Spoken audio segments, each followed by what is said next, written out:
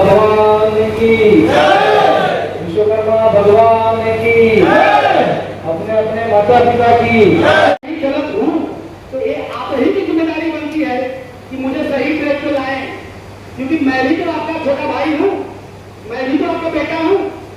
इसलिए मैं आप लोगों से निवेदन करने आया हूँ, आप लोगों से निवेदन इसीलिए करने आया हूँ कि मैं जो छोटा सा प्रयास कर रहा हूँ उसमें यदि आप लोगों का हाथ लग जाए, हमारे सर पे आप लोग हाथ लग दें, तो निश्चित रूप से उत्तर प्रदेश की दिशा और दशा में बदल दूंगा। ये मैं संकल्प लेता हूँ मुख्यमंत्री के माध्यम से, और मैं कटिबद्ध हूँ कि मैं मेरे शरीर में जब तक जान रहेगी तो बिल्कुल प्रयासरत हूँ कि यथासंभव जितनी मुझसे प्रयास हो मैं करूंगा, और मैं हर जगह प्रयास करता हूँ। अभी गोंडा में कांड हुआ था, कानपुर में कांड हुआ था, और उनके लिए आपका क्या सजेशन होगा कि एक होकर के किसको क्या आगे एक जो सेंट्रल लीडरशिप बनाने के लिए क्या आप सभी लोगों को करना है, हम सभी को करना है। कभी भी कोई किसी चीज के लिए देखिए, बढ़िया दुकान क्यों चलाता है, काम में जाता है, तो बढ़िया बढ़िया सिस्टम, हमारी ग्राहक बढ़े, हमारी बिक्री बढ़े, तो उस बिक्री को बढ़ाने के लिए लोग करते हैं। तो जिसकी बढ़िया की दुकान अगर बंद कर दी जाए तो वहां पे जाना हम बंद, बस इसी बात को लेकर अब मैं मंच पर आमंत्रित करना चाहूंगा। कृपया तालियां बजते रहे। हमारे बहुत सीनियर जर्नलिस्ट हैं, मैंने इनके साथ IPL मुंबई वरिष्ठ पत्रकार हर दो दिन विश्वकर्मा कर रहे हैं। ये लाडला समाज रत्न ही है, इस लाडले के लेकर खड़े रह अपनी जगह पे ताली।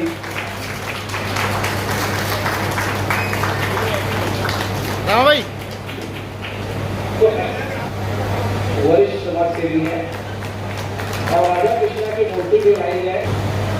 आजकल मैं पिछले दिनों मैंने कहा था भैया सिया राम बोला, प्रेम है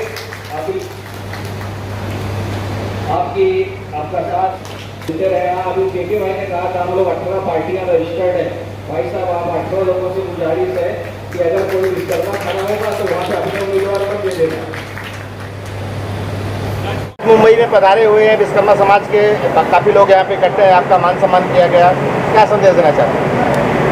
देखिए, संदेश तो ये रहेगा कि सभी लोग संगठित रहें, शिक्षित बने, आगे बढ़ें। और अगर यदि आप विश्वकर्मा समाज की बात कर रहे हैं तो विश्वकर्मा समाज सबसे हर समाज से पिछड़ा हुआ समाज है। तो इस समाज के लोग संगठित हों और अपनी हर स्तर की ताकत को बढ़ाएं, चाहे वो राजनीतिक हो, चाहे शिक्षा के क्षेत्र में हो, चाहे रोजगार के क्षेत्र में हो, वो आगे बढ़े। आपकी पार्टी किस तरह से उत्तर प्रदेश में आने वाले चुनाव की तैयारी करे, क्योंकि इस चुनाव में आपने भाग नहीं लिया, अभी आपने अपने भाषण में कहा है। जी। विधानसभा जो चुनाव आएगा तो किस तरह से आपकी पार्टी उसको देख रही है, किस तरह तैयारी कर रही है? विधानसभा का जो चुनाव है आने वाला है 2027 में, उसके लिए हम लोग मजबूती से तैयारी कर रहे हैं। और विधानसभा के जो 75 जिले हैं, हर एक जिले में, हर एक विधानसभा में हम लोग अपना प्रत्याशी मजबूत उतारेंगे। उसका पदाधिकारियों के जो राष्ट्रीय कार्यकारिणी के पदाधिकारी हैं, प्रदेश कार्यकारिणी के पदाधिकारी हैं, वो लोग सर्वे कर रहे हैं और अच्छे मजबूत व्यक्ति को, चाहे किसी समाज के हों, जो मजबूत हैं, जो क्षेत्र में मजबूती से काम कर रहे हैं, जो लोगों के बीच में बने हुए हैं, उनको हम लोग विधानसभा का टिकट देके उतारेंगे और उनको लड़ाएंगे। हम लोग सब लोग मिल के एक दूसरे को सपोर्ट करेंगे और विधानसभा को जीतने की पूरी प्रयास रहेंगे। अभी लोकसभा चुनाव का आज आखिरी चरण का चुनाव संपन्न हो गया, इस चुनाव को किस ढंग से आप देख रहे हैं, किसकी विजय होने वाली है, आप किसका समर्थन कर रहे हैं? देखिए, मैं तो खुद पार्टी वाला हूँ, मैं किसी का समर्थन नहीं करता हूँ। किसी से यदि अलायंस होता तो मैं उसको समर्थन देता। मैं तो खुद एक पार्टी वाला हूँ, मैं किसी को समर्थन नहीं देता हूँ। जो आज की राजनीतिक दौर चल रही है, EVM का खेला, ये आप सभी भी जानते हैं।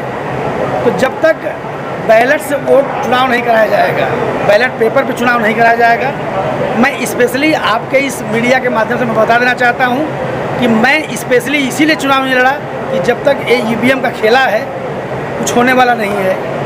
हम लोग चुनाव तब लड़ेंगे, कोशिश रहेगी कि हम लड़ाई करें, धरना दें, ये बैलेट पेपर से चुनाव कराया जाए। इसके पक्ष में मैं हमेशा रहता हूँ और रहूँगा। लेकिन ये संभव है कि बैलेट पेपर से चुनाव संभव हो पाए?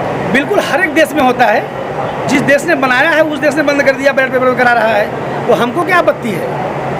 आप जानते हैं कि कंप्यूटर को हैक किया जाता है, 1 सेकंड लाइट कट गई पूरा हैक हो गया, जीतने वाला हार गया, हारने वाला जीत गया। तो उसका हम लोग विरोध करते हैं और उसके विरोधी हैं हम। आज के कार्यक्रम का क्या कहना चाहेंगे? आपको आपका मुंबई दौरा है, उसके बारे में देखिए, इस कार्यक्रम का जो रूपरेखा खींचने वाले रामा भैया हैं बैठे हुए, जो मुंबई एक शहर में एक हस्ती माने जाते हैं, जो अपने भाइयों के सहयोग से अपने बलबूते और लोगों का साथ लेते हुए इतने बड़े बड़े चैरिटेबल ट्रस्ट चला रहे हैं, धर्मशालाएँ चला रहे हैं, लोगों को शिक्षा दिला रहे हैं, गरीबों को खाना भी तक भी दे रहे हैं, एडमिशन करा रहे हैं, पढ़ा लिखा रहे हैं। तो इन भाई की सम्मान में हमको भी बुलाया गया, हम लोग आए हैं और कहीं ना कहीं हम लोगों ने इस मंच के माध्यम से और आपके माध्यम से भी संदेश देना चाहेंगे कि समाज एकजुट हो। उसी समाज का इतिहास हुआ है जो समाज एकजुट हुआ है, जिस समाज के लोग एक हुए हैं। जब समाज की जमात इकट्ठा होती है उसी समाज का इतिहास बनता है।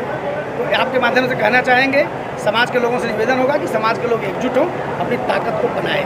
आप लोगों ने मान सम्मान किया उनका, क्या संदेश देना चाहेंगे? डॉक्टर वीरेंद्र विश्वकर्मा से हमारी 2 बार यूपी में मुलाकात हुई थी और इनसे बहुत दिन से मिलने की आशा हमें लगी कि मुंबई आए, हमारे हॉल में आए।